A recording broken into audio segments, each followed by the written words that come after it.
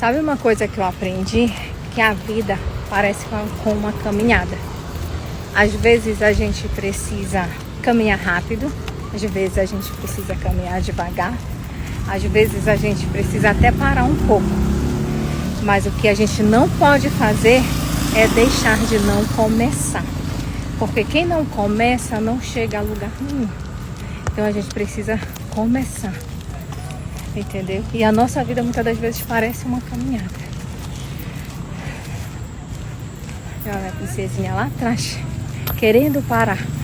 E ela tá devagar. Quando ela começou rápido.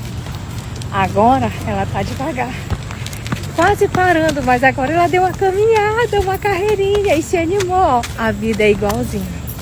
Tem vezes que a gente está desse jeito. Querendo parar, mas Deus nos ajuda, nos sustenta, nos levanta, nos coloca.